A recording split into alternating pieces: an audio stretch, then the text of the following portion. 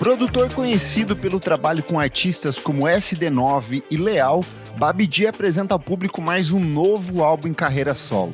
Depois que a água baixou, com lançamento pelo selo Sujo Ground, o registro propõe uma discussão sobre o racismo climático e o negacionismo ambiental, enquanto recebe colaboradores como Servo, Matheus Coringa e Young Vegan.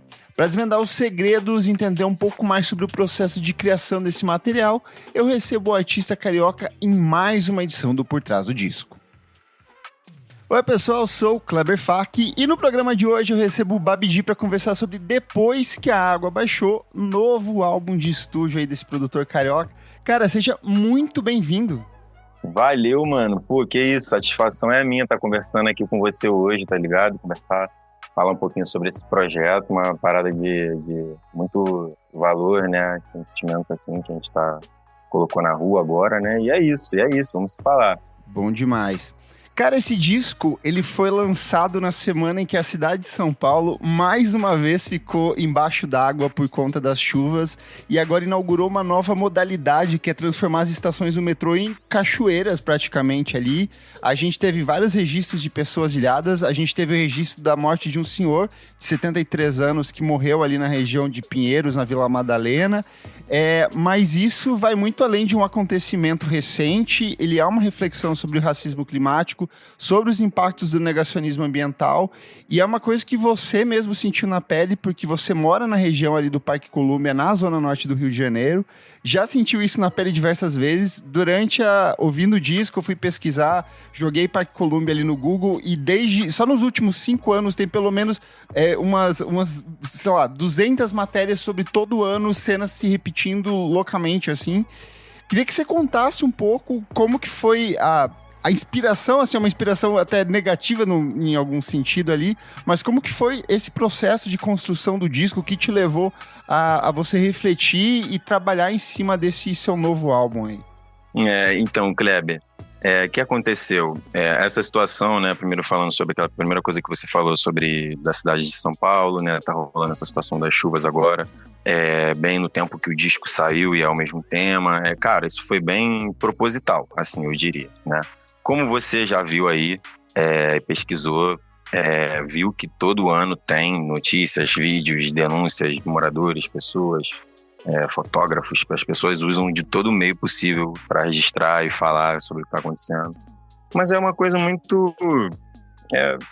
não tem a devida atenção, assim, faz um barulho, depois tem aquela comoção e depois que rola aquele lance da doação, de tudo ser resolvido ali para a hora, né, um paliativo, né?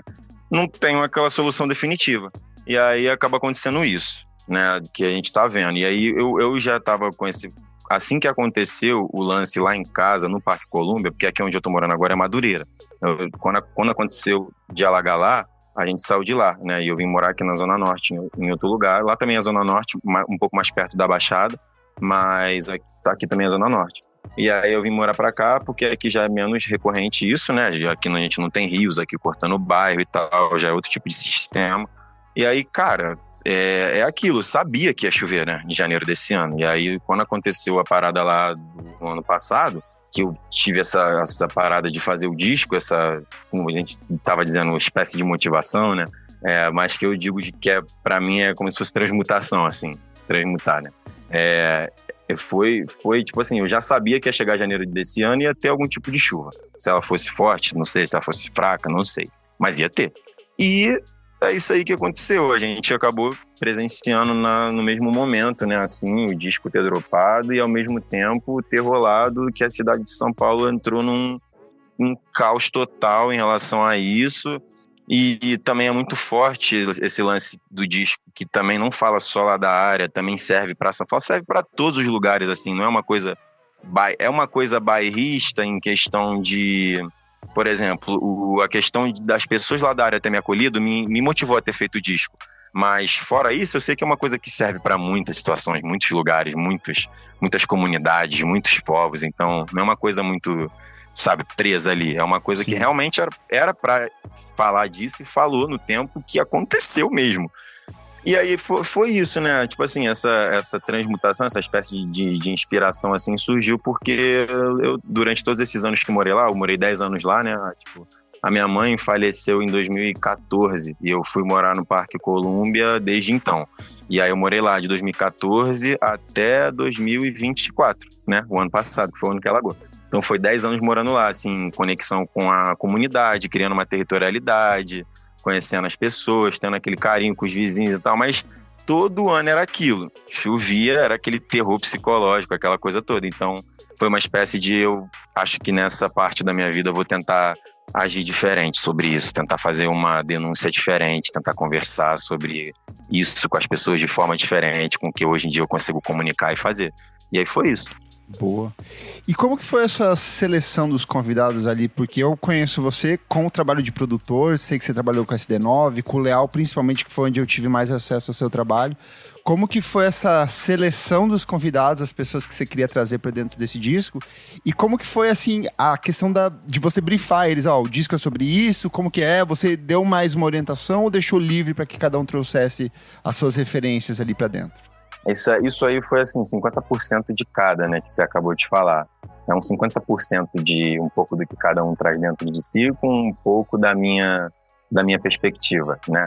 Então, tipo assim, foi um desafio em questão de que, no início da ideia do disco, eu acho que as pessoas ao meu redor estavam com um pensamento muito de que ele seria um projeto que eu iria apelar para esse lance de artistas muito grandes, assim, para ficar uma coisa muito... A gente vai ouvir por quem tá no disco, e não pelo que ele é. Quase eu não gostaria. We Are The World ali, de pegar tipo Michael Jackson da vida, Stevie Wonder, e vamos criar uma discussão em cima disso. E aí, então, exato. Eu sou um cara que, assim, tem muitas pessoas da indústria musical que tá aí, vamos dizer, super no mainstream, que acreditam em mim. Mas também tem outras que não me dão tanta credibilidade, assim. Então eu não consigo chegar em todo mundo, sabe? E é uma coisa que a gente não pode forçar. Então, assim, os caminhos do disco, eles foram se nichando para que eu fosse selecionando pessoas que têm uma amizade comigo, que têm uma proximidade e que eu converse com a arte delas também e elas conversem com a minha, né? Então, surgiu essa proximidade, por exemplo, eu estava muito próximo do Coringa, né, que está aqui do meu lado, me ajudando, né, inclusive, me deu o fone aqui para a gente se falar. Ele é muito meu irmão e aí a gente estava nessa conexão já, então... Ele foi chamado, né? A gente rolou esse convite. Por exemplo, o Bonsai é um amigo meu de muitos anos, assim, basicamente o Babidi existe por causa dele, pô. O Bonsai, o cara que me salvou, assim, no momento muito terrível, assim, da vida de se encontrar, né? Ele me deu muito gás, assim, então eu falei pra mim, né? Tipo, pô, se um dia eu tiver a oportunidade de fazer um disco, eu vou chamar o Bonsai. E aí junto veio esse ano também, que também estava nessa mesma fase com a gente lá, produzindo também, me dando vários toques, assim, bem no início da minha caminhada, que somaram comigo, com a minha vida até hoje, né? E aí fui nichando os artistas, né? Chegando, assim, numa conversa, para não ter artistas, tipo, de uma margem tão distante da outra, assim, sabe? Para não ficar, tipo, pô, só tem um cara ali que é isso, e só tem um artista ali que tem muito número, e os outros não tem número, e não sei o quê. A galera julga muito por isso, às vezes, né? E às vezes não entende a relação que existe dentro do trabalho para aquelas pessoas estarem conectadas. Então, o disco foi justamente essa minha dificuldade, assim, né? Mas, graças a Deus, deu tudo certo. Que foi pegar pessoas que eram próximas e outras que eram próximas, mas não tinham intimidade comigo. Pra, tipo assim, entrar no tema comigo, sabe? Mas ocorreu. Por exemplo, Servo, Vector, Gusti, são pessoas que eu não tinha uma amizade fixa, uma intimidade, mas que eles conheciam o meu trabalho, eu conhecia o deles e a gente já tinha uma troca, assim, mas, sabe, aquela troca invisível, né? Sim. Não tem uma conversa ainda entre os dois seres que confirme que eles se identifiquem. E aí, com o disco, rolou isso, né? De eu conseguir me aproximar desses artistas e tal. E aí rolou deles toparem e foi isso a gente tá conversando sobre isso. Muitos deles já me seguiam, já estavam ligados na história, o que eu vinha postando ali nos stories, avisando tudo, né? Na época, a galera tava doando, então eu tava comunicando, tô recebendo tanto, tô gastando nisso, consegui arrumar a casa aqui, consegui arrumar a casa nisso, a gente vai se mudar. Então tava todo mundo ali inteirado com o que tava acontecendo na minha vida, também já tava tipo meio que no tema, né? E aí foi isso. Bom demais.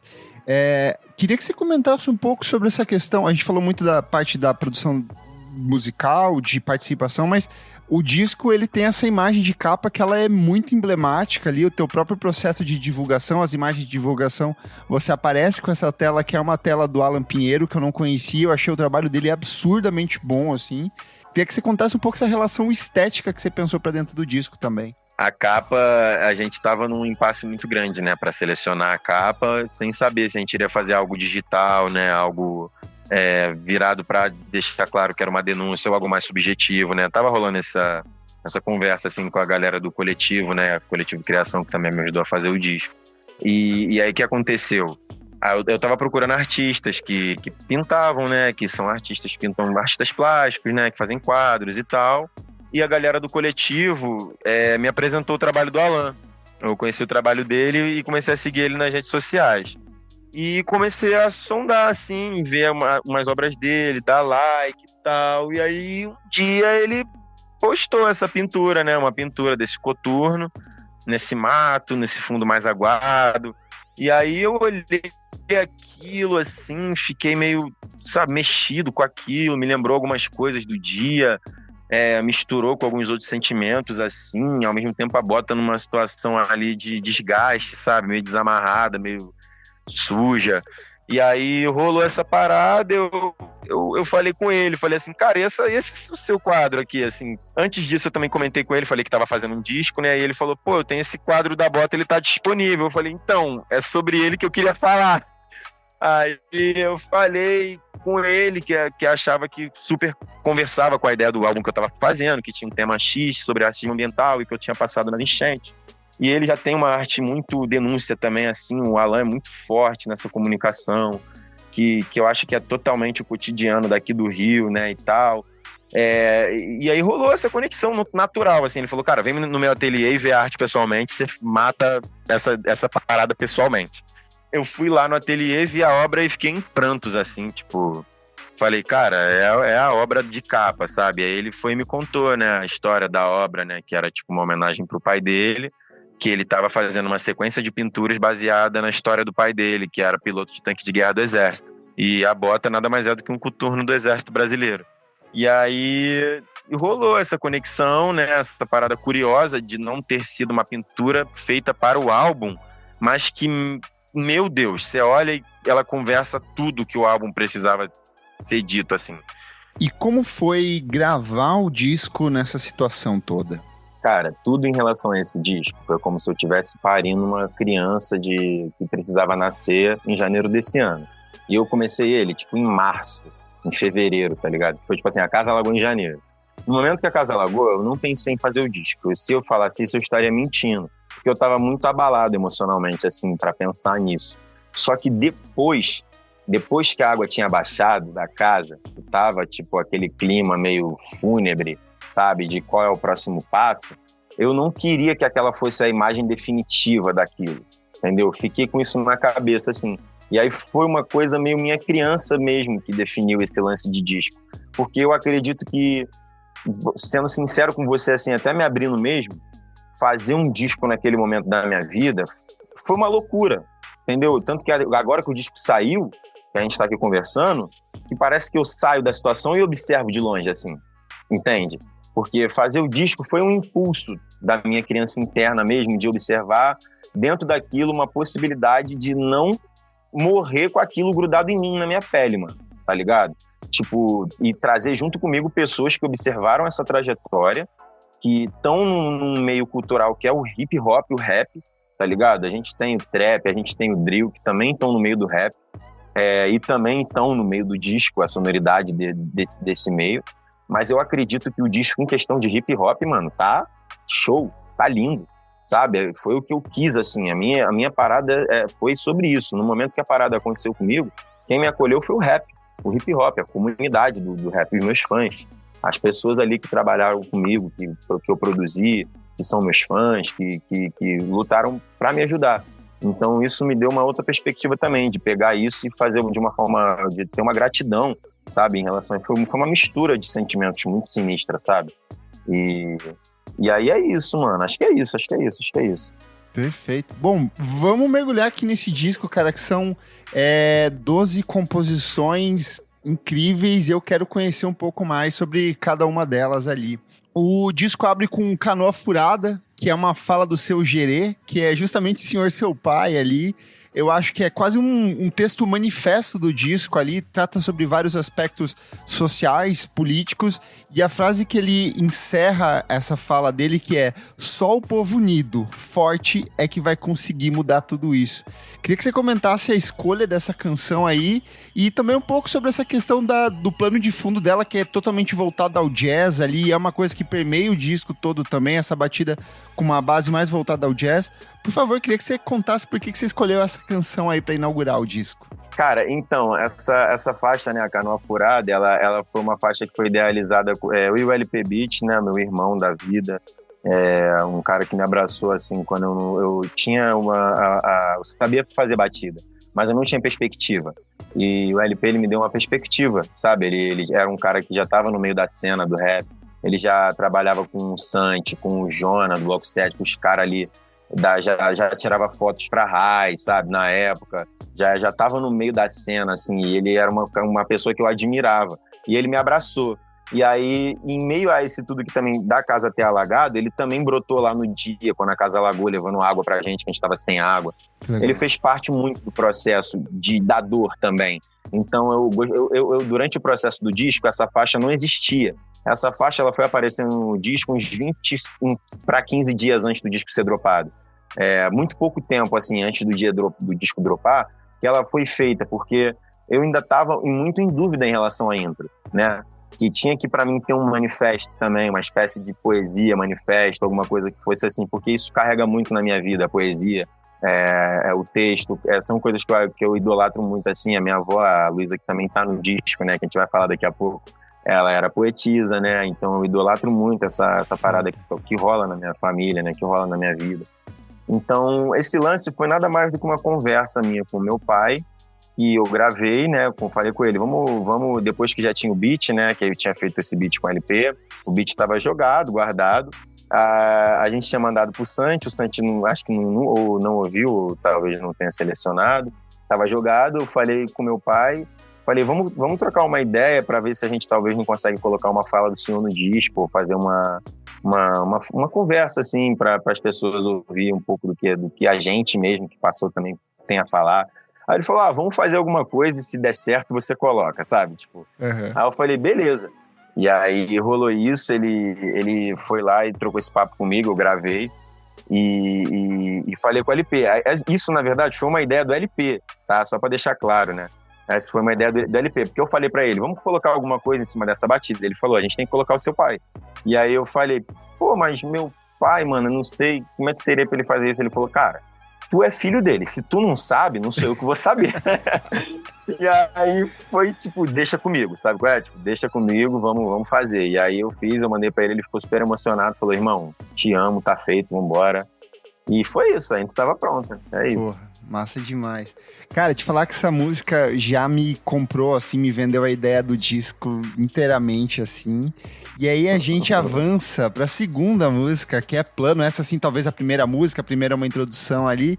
Uma rima poderosíssima da Killa B, que eu não conhecia, que é uma rapper educadora de Pindamonhangaba. Tem muito dessa questão da esperança, que é uma coisa que permeia o disco todo, mas eu acho que você equilibra muito a questão da esperança com a realidade, assim. Eu acho que nunca é uma esperança boba. E eu acho que essa rima dela traz muito disso. Queria que você comentasse um pouco mais sobre essa faixa em si e como que vê essa relação com a Killa B também. Pô, irmão, show de bola, cara.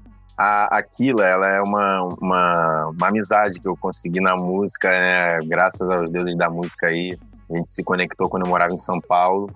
E, assim, a gente sempre teve essa conexão muito pureza mesmo, assim. Acho que foi através do bonsai, se não me engano, né? Ela já tinha conhecimento do trabalho do bonsai, descobriu que eu produzia ele, a gente acabou se conectando, a gente trabalhou junto em 2021 ou 2020, se não me engano, numa música.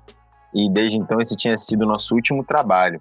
Mas foi um trabalho muito marcante, ficou na minha mente, assim, guardado durante um bom tempo. E eu também estava com aquele mesmo negócio que eu tinha te falado antes, em relação ao bonsai. Tinha essa ideia de, quando eu for fazer um disco, cara, eu vou chamar a Killa, sabe? Tipo, é uma pessoa que eu tenho uma conexão, que eu tenho uma amizade, que ela conversa por óticas que eu acredito, e por por meios, se comunica, né, de uma forma que eu gosto muito no rap, faz rimas e escolhe batidas que eu acho que caminham muito pelo que eu acredito também. E aí rolou essa conexão da gente fazer essa pro disco. E é muito um diálogo contigo mesmo também, o tempo todo ela fica repetindo o seu nome, assim, parece que ela tá conversando com você mesmo. Perfeito, você falou tudo, a faixa é um diálogo mesmo entre eu e ela, assim, mas que, assim, não resumidamente só é isso. A faixa, quando a gente sentou para conversar sobre essa música, ela me falou que é uma carta, ela fez uma carta para mim e para minha família, né, e aí a música é essa carta. E aí, a partir dessa ideia da carta, essa conversa, né, que ela tá falando comigo. Perfeito. A gente avança aqui, falou bastante do Bonsai, e aí a gente chega em Até Quando, que é a terceira faixa do disco, uma coprodução sua com o Ciano, uma das mais elegantes do disco, essa base jazzística ali finíssima, me lembrou muito as produções tanto do primeiro disco do Emicida, que era muito calcado nessa coisa desse jazz, e uma batida mais minimalista aqui.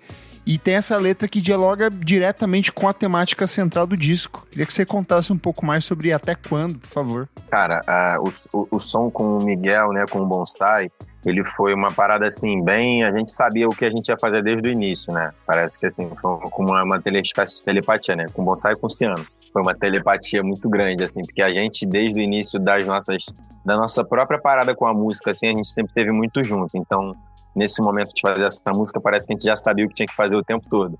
E aí o Miguel foi só coletando, assim, comigo pouquíssimos detalhes, assim, sobre fatos mesmo, né? Que ele fala, tipo assim, há mais de 60 anos, né, meu povo sendo enganado. De onde ele tirou que 60 anos desse povo sendo enganado? Eu falei isso pra ele no estúdio, né? Falei sobre várias coisas, assim, e ele foi acrescentando na letra. Mas a letra dele ele fez na hora, assim. A gente fez a batida na hora e a letra na hora. E ele já sabia o que falar, assim, sabe? Tipo, já tava na ponta da língua mesmo. Foi só pegando mais algumas informações ali comigo pra amarrar. E aí a gente fez uma virada no beat, né? Depois ele tem um lado mais límpido, assim, mais claro, sabe? Não é uma coisa mais tão crítica como tá sendo no primeiro, sabe? Fica uma coisa mais... como se fosse mais realista, assim, sabe? Cai um pouco daquele lado de denúncia e entra mais como uma coisa um pouco mais leve, assim, no teor musical. Avançando, cara, a gente chega num contraponto disso, que é O Que Sobrou do Céu. Pra mim é uma das músicas mais pesadas, tanto em termos de produção quanto de rima ali. Colaboração sua com o Matheus Coringa. O disco sai pelo Social Ground, que é o selo aí que tem o Matheus como principal envolvido ali. Queria que você contasse como que foi essa relação sua com o Matheus, como que vocês se conheceram ali, como que foi esse convite e lançar esse disco pelo selo aí também. Vai ser muito engraçado responder isso, porque ele tá do meu lado e, porra, eu vou ter que falar aqui, vou ter que puxar o saco dele pra cacete, ele vai ter que ouvir calado aqui. Cara, a minha amizade com o Matheus, ela mudou muitas coisas, assim, musicalmente, da minha vida. Uma pessoa que, desde que a gente se conheceu, assim, na internet, a gente parecia que já tinha uma amizade. E aí, quando a gente se viu pessoalmente, só foi confirmação mesmo. A Sujo é uma ideia que o Matheus traz de muitos anos, né? É uma coisa que ele tem, que é uma pira dele, ele cisma, ele acredita muito nisso, com unhas e dentes. Ele movimenta montanhas e coisas a favor desse coletivo, desse selo, desse portal, porque são muitos, não dá pra gente definir como uma coisa só. Então, assim, essa faixa com ele aconteceu de uma forma muito natural, como eu tinha te falado até no início. A gente já estava vindo de uma amizade, ele estava morando aqui no Rio no ano passado, a gente estava se vendo direto, né? E aí a gente rolou esse lance do convite para Sujo, eu também meio que me convidei também, não vou mentir. Falei, vamos entrar pra essa barulhada aí, quer fazer barulho junto.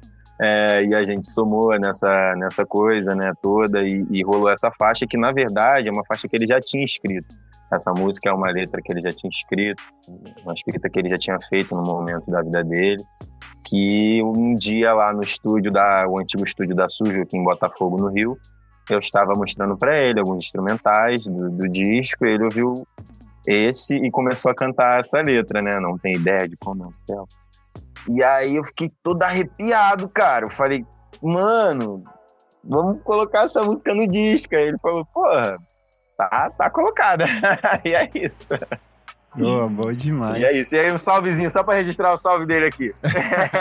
Valeu, Matheus. É isso. Boa.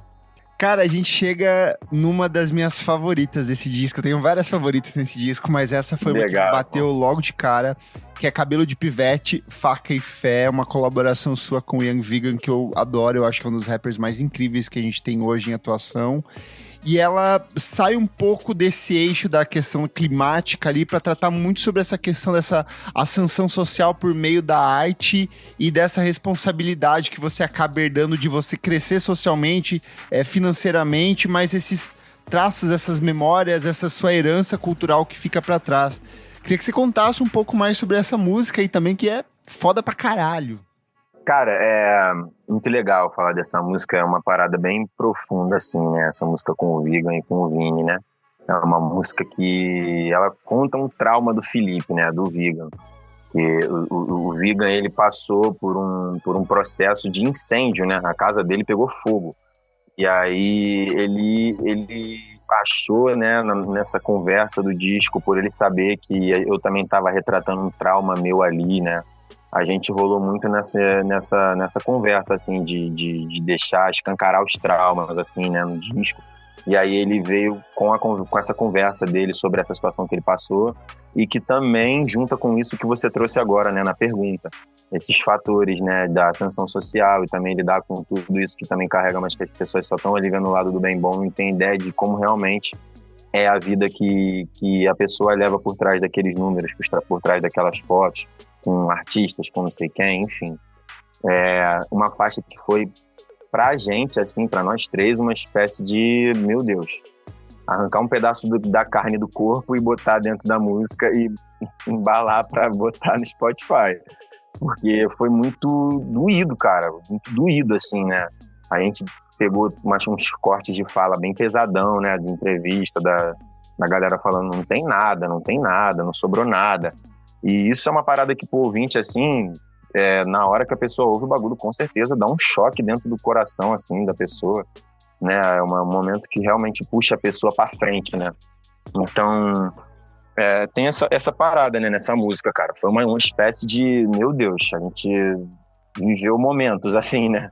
Fazendo essa música, viveu momentos intensos de estar passando real, assim, um sentimento triste pra caramba, né, cara, na música. Mas foi bem foda, assim. Foi a última música que a gente terminou do disco. A gente teve, assim, foi um parto. Ela foi um parto. Legal, pô. Ficou impecável. A gente segue com a sexta faixa do disco aqui, que também é outra pedrada, Sonhos na Dispensa, uma colaboração com o VND. Ela tem essa rima ali um pouco mais cadenciada. Me lembrou muito o jeito do BK de rimar, tanto dos trabalhos mais antigos. Ali ela vai uma coisa mais leve, mas que não deixa de ser pesada. Ele até rima, e tudo que eu trouxe comigo foram sonhos na dispensa. E é curioso que a rima é bem cadenciada, bem mais lenta, mas tem uma urgência no texto ali muito forte, nessa necessidade de escapar do lugar onde você tá aqui. Não esquecer das suas origens, de novo, essa coisa de olhar pro passado o tempo todo. Por favor, conta como foi fazer essa música aí. Pô, cara, o VND, né, é o Vandão, meu parceiro de muito tempo, eu trabalho com ele desde o primeiro álbum dele, assim, né, a gente desde o início da parte musical da vida um do outro, a gente troca muita referência, conversa muito, frequentava os mesmos lugares, e aí a gente naturalmente também foi aquele papo, vamos fazer o disco, vou fazer uma música com o Vandão, um moleque que consegue, assim, trazer sempre muitas reflexões pro nosso povo, pra nossa galera, para os nossos iguais. O público dele consegue enxergar isso muito bem, ele tem isso muito sintetizado no trabalho dele desde o primeiro álbum. Então foi um cara que eu já sabia que ele era o ponto mensagem, assim, do disco, que ia conseguir comunicar também uma parte do público dele, ia ver que a gente tem essa colaboração, essa amizade. E aí rolou, né? Ele topou fazer, e aí foi assim, uma espécie também muito doida da gente definir qual ia ser o beat dele, porque ele tem assim, não vou mentir, a zona de conforto dele é o drill, né? Ele é muito bom no drill, mas o Vandão é muito musical e ninguém tá ligado nisso dele, assim. Eu acho que ainda estão pegando a visão disso dele. Ele é muito musical, ele tem uma parada, assim, as músicas dele de drill pegaram vários números e tal, mas eu acho que ele tem um lado muito musical também, muito bom. E aí foi um pouco dos dois, assim, misturar um lado mais devagar, que eu ia conseguir, porque o drill, ele é muito rápido, né? Então, assim, eu acho que se eu usasse aquele BPM mais acelerado nessa música, talvez a gente não ia conseguir entender muito bem a conversa. Ia fugir do resto do disco também, né? É isso, e aí eu desci um pouquinho o BPM do drill, assim, umas 15 casinhas, 20 casinhas, e a gente chegou no tempo ideal para ele começar a conversar. E aí rolou, ele escreveu uma letra assim, como ele mesmo disse, na minha ótica, né? Tipo, como se ele estivesse ali na minha ótica, né? Falou um pouco da minha avó, né? Viu, tristeza, eu não vou estudar avó, né? Ele tá falando da minha avó, né? E de outras várias vós também, né? Porque por mais que ele tenha falado da minha história, não é uma história muito incomum, não é uma história muito que só existe dentro da minha casa. Perfeito. Já que você falou de vó, a gente chega aqui na metade do disco com As Duas Sombras, é o segundo interlúdio, Dona Luísa Floresbal. Eu queria que você contasse um pouco quem que foi essa senhora aí, como que foi o desenvolvimento dessa canção, que tem também, eu não sei se é a produção ou os pianos ali são do Cravinhos, né? Perfeito, isso, a produção é do Cravinhos e eu, perfeito. Bora lá descer nessa faixa então, que é linda demais. Cara, essa faixa, ela foi um acontecimento, assim, muito, muito marcante, porque aconteceu de a minha avó falecer no meio do processo do disco, né? E eu, a minha avó é uma pessoa que eu tenho uma idolatria muito grande, assim, gosto demais das coisas que ela fez em vida, da forma como ela viveu a vida mais contraída. Era uma pessoa que até o último segundo de vida dela tomava o conhaquezinho dela com Coca-Cola, escrevia as poesias dela, vivia com os problemas dela, mas vivia uma vida solar, uma vida energética. Apesar de muitas tristezas que passou, né? Porque ela, por exemplo, enterrou minha mãe, né? Então, que mãe que quer enterrar seus filhos, né? Sim. Ela enterrou quase todos os filhos dela, né? E só minha tia hoje em dia tá viva. Então, ela também viveu muitas tristezas, assim.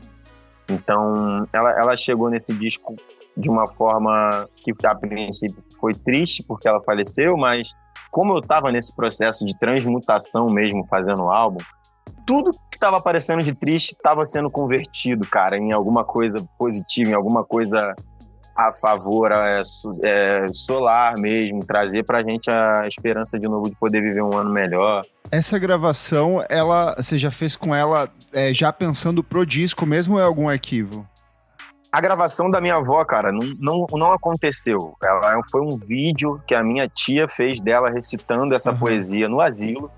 E ela enviou no grupo da família do WhatsApp. E aí eu vi esse vídeo, fiquei muito emocionado e deu toda essa ideia. Me arrepiei aqui agora. No meio do disco, né? No meio do disco aconteceu isso, dela mandar esse vídeo e falar, é o vídeo da avó. E isso, ela não tinha falecido ainda. Ela faleceu, eu voltei no grupo e vi esse vídeo e falei, meu Deus, tipo, acho que isso faz algum tipo de sentido na minha cabeça. Eu acho que eu vou colocar isso no disco. E coloquei, assim, não hesitei, sabe? Porque era maior que eu. Foi uma parada bem... o que ela fala no poema é muito marcante, assim. Uma coisa triste, mas ao mesmo tempo tão pé no chão, sabe? Tão vívida, sabe? E foi isso. Foi esse sentimento. Acabou se tornando, né? Fui atrás, depois falei com Cravinhos. E aí a gente foi na casa dele, ele tocou o piano em cima da voz dela. E aí tava pronto. Pô, é isso. Bonito demais. Muito bom. Avançando, a gente chega em Ponta da Lágrima, ali uma parceria com o Vector Coletivo Delta. Ela abre com essa mensagem distorcida ali, ela também tem essa atmosfera mais pesada, sombria. Lembra em alguns momentos as coisas do Earth Sweet Church, essa galera mais experimental ali do rap norte-americano, mas ainda preservando muito da sua essência. Conta como que foi fazer essa canção que já pesa o disco de novo aí. Foi uma loucura essa música. Quando o Vector terminou de escrever essa música, a gente fez tudo online, né? Eu não consegui ir para São Paulo pra gente fazer essa. E aí a gente fez tudo online. E aí eu tava trocando ideia com ele, com o Gust, né, também, pra gente saber o que a gente ia fazer no instrumental. E aí surgiu, né? A gente fez acho que uns 3 ou 2 instrumentais e mandou pra ele. E aí ele começou a mandar as guias. E aí ele mandou essa guia e falando esse lance da ponta da lágrima, né? Hip hop na ponta da lágrima. E aí eu tinha meio que também acabado de fazer a faixa da minha avó, né? Que ela falava esse lance de nascer pela lágrima e tal. Foi uma conexão muito espontânea, até porque eu acho que o Vector nem tinha ouvido esse lance da minha avó. Então, ele já veio, assim, pegando, né, coletando alguns fatos, assim, que eu acho que ele também deixa muito pontuais no disco sobre a própria cena do rap, né, ele deixa, se até Caim matou Abel para ficar com a medalha, né, veja bem quem confiar para não ganhar migalha. Ele fala muito essas paradas, assim, nessa música, ele traz uma conversa mais agressiva, porque eu acho que ele é esse cara dessa conversa mais olho no olho, sabe, tipo, ele literalmente consegue deixar a pessoa atenta no que ele tá falando ali, tipo, e sabe que tá falando sério, sabe? E aí foi isso, ele conseguiu sintetizar bem pra caramba, cara. Eu gostei muito de ter trabalhado com ele, ele é eles, na verdade, né, o Gucci e o Vector foram muito essenciais no processo final do disco, porque o disco ia se fechar bem menor, né, e eu queria fazer um projeto maior e até que eu falei com você ainda há pouco, eu ainda estava procurando artistas que tivessem conexão comigo para falar do tema. E eles apareceram muito dispostos assim, a esse convite e se jogaram mesmo na proposta. E ficou uma paixona, cara. Eu também gosto muito dela. Boa demais. A gente chega na 9ª faixa do disco, que é a própria faixa título. Aí tem participação do Servo, que lançou um dos meus discos favoritos do ano passado, que é o Hiato Entre a Necessidade e o Ego. E, cara... Que foda, ela tem esse sample em loop ali, e a rima do Servo, ela chega como uma paulada ali, ela é bem descritiva, em alguns momentos ela vai meio que narrando essa sensação da água subindo, eu acho que tem essa questão do movimento muito explícito na letra, e eu acho que você consegue retratar isso também na batida. Queria que você contasse mais sobre essa música aí, que também é outra cacetada dentro do álbum. O Servo, ele chegou de uma forma no disco que eu não esperava, pra ser sincero, assim.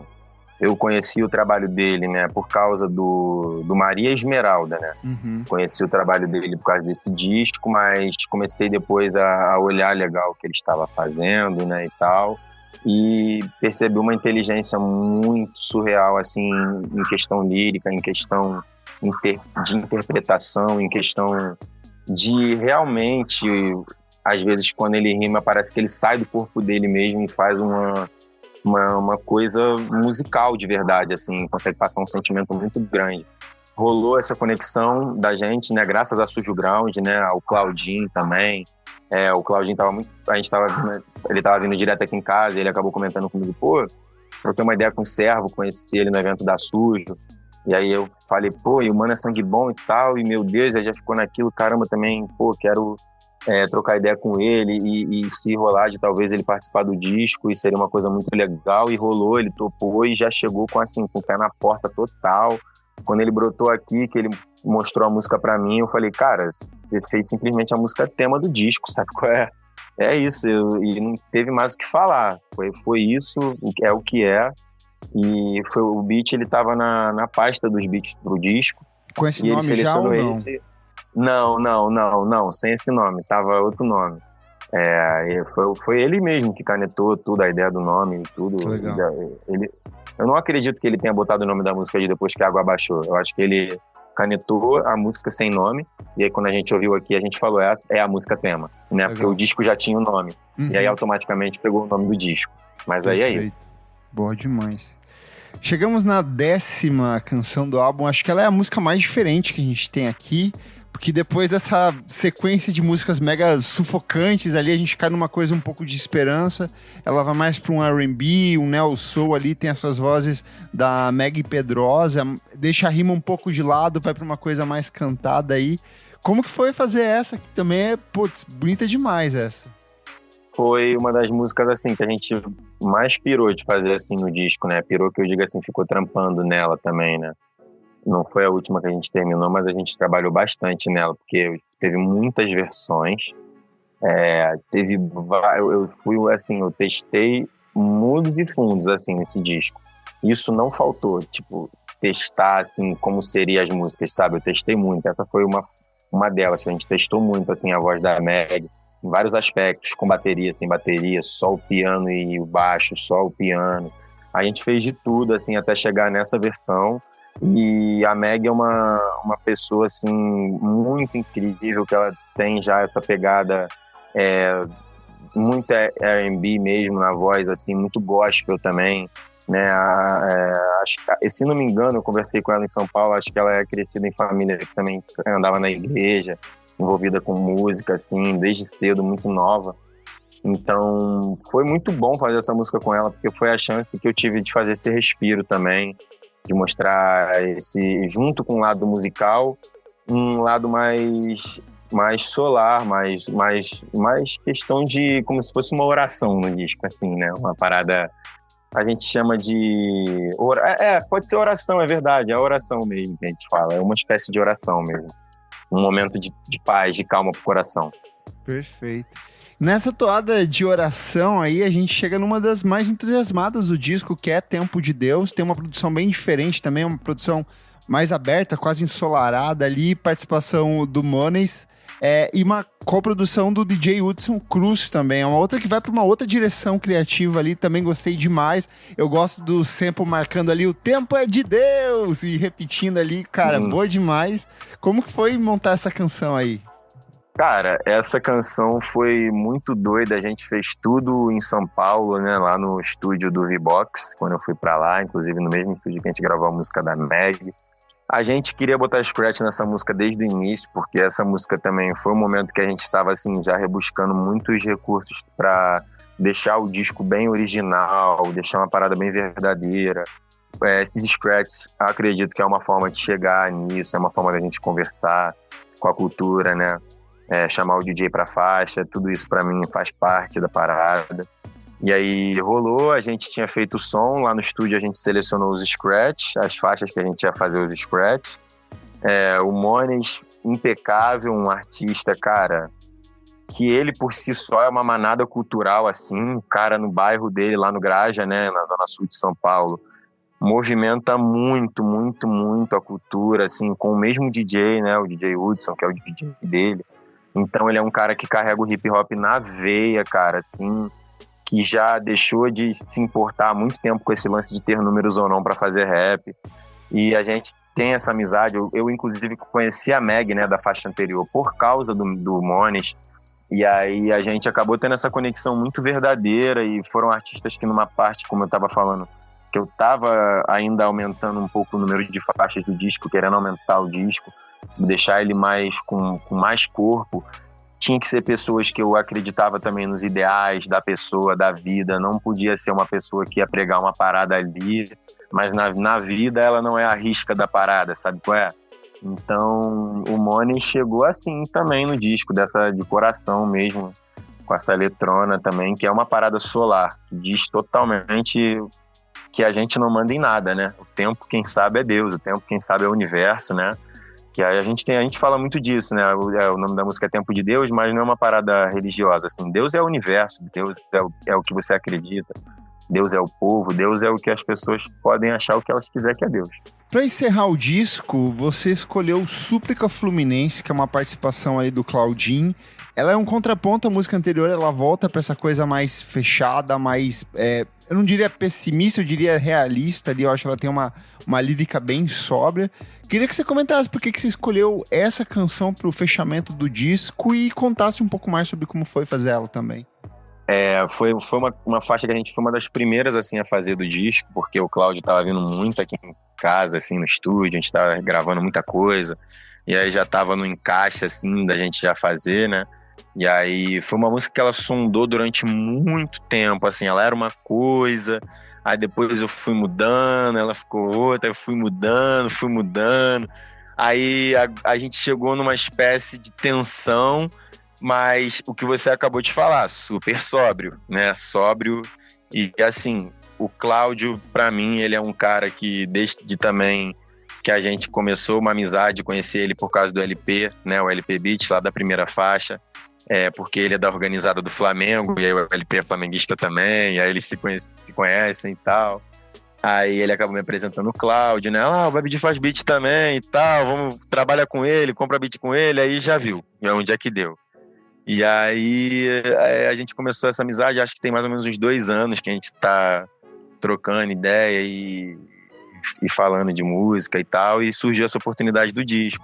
E ele já, na maioria das letras do Cláudio, ele traz um quê de algum compositor que ele admira, que ele gosta, ele faz uma homenagem, né? Ele é um cara que rebusca muito essa parada nas músicas dele, nas letras dele. Então ele fez essa rebuscada, né, ali no Luiz Gonzaga, que tem Súplica Cearense, né? Que é a faixa que ele fala, né? Da chuva, que é pra chover, mas chover minto, né? Na verdade, falava da seca, né? Que queria que chovesse, né? É o oposto. E aí, aqui. no disco a gente traz o oposto, No disco a gente traz a visão de que a gente tá pedindo pra ela parar, né, cara? Que a gente não aguenta mais, que a gente tá com medo. E ao mesmo tempo a gente fecha também fazendo o que o trabalho do disco né? Que é deixar claro que a gente tá ciente, a gente superou, a gente sabe o que é, mas a gente não tá bobo, né? Não estamos, assim, dropou o disco que tá tudo resolvido. A gente ainda tem uma caminhada muito grande, aí eu acho que é uma faixa boa para sintetizar isso, essa seriedade de deixar claro que não acabou. Perfeito. Uma pergunta, você chegou a pensar nisso ao vivo? Como que vai funcionar isso? Não vai? Se ele é um disco de estúdio e só isso mesmo? Como que é daqui pra frente agora com esse álbum? Cara, é doideira, assim, eu tô com uns planos aqui que, assim, eu nem sei, né? Eu acho que seria bom falar, porque é bom a gente sempre falar as coisas quando a gente fala, as coisas elas têm outro poder, né? Quando a gente fala. A gente verbaliza, né, joga pro universo, acho que acaba acontecendo uma coisa meio cósmica, assim, com aquilo, e pode acabar realmente se tornando carnal e verdade, e a gente acaba batendo de frente depois. Eu não tenho planos para fazer um show com um disco por enquanto, mas eu tenho uma ideia que é fazer um musical, entendeu? É uma coisa que eu acho que conversa muito mais do que apenas fazer show. E como é um disco que carrega muitos artistas de diferentes estados, eu não sei a viabilidade disso para fazer isso funcionar de uma forma assim. Teria que ter muito interesse da galera e a gente iria fazer fluir com certeza. Não ia faltar pessoas para isso, né? Mas eu acho que no momento eu também estou sendo realista com uma grande quantia de fatores, né? Que envolvem a minha vida pessoal e também profissional.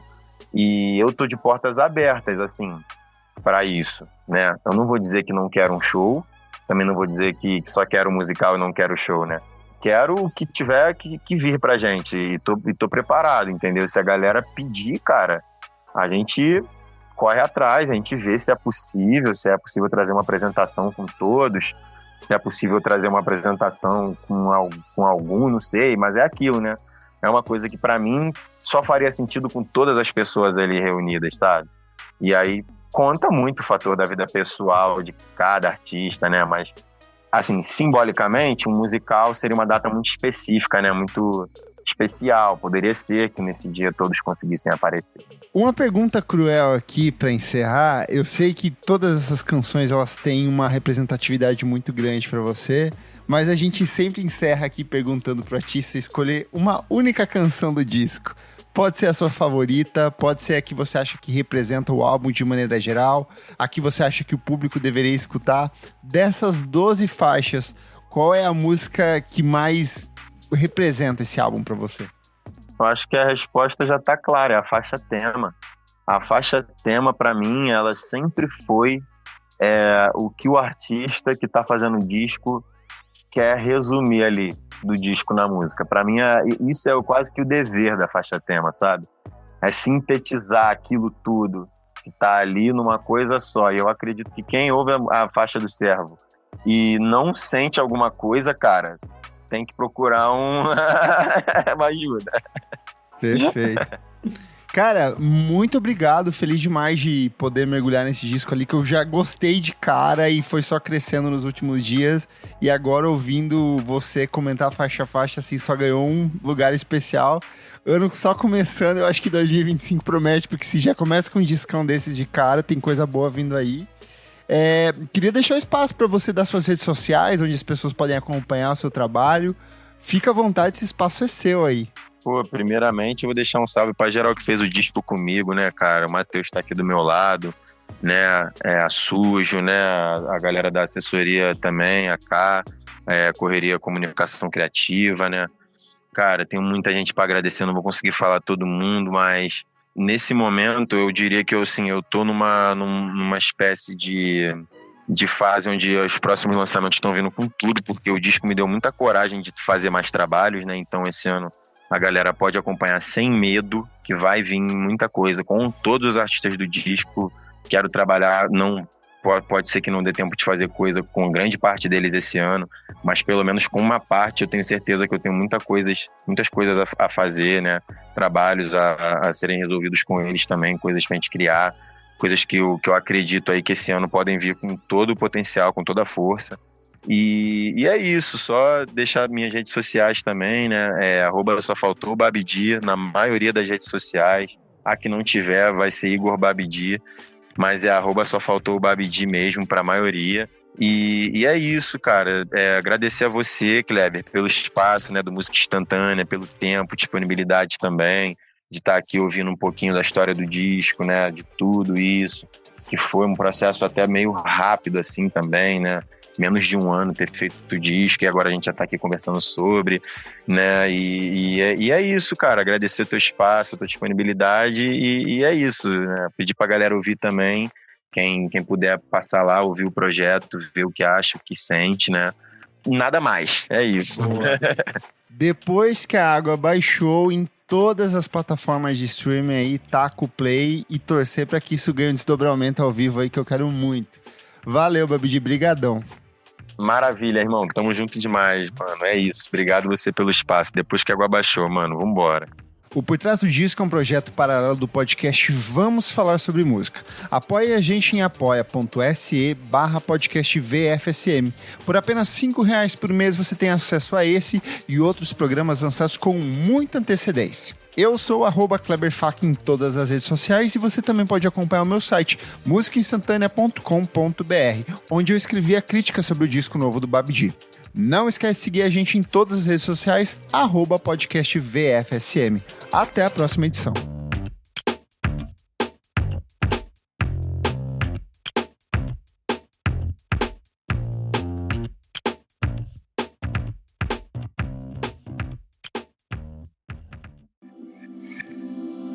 Esse podcast foi editado por Nick Silva.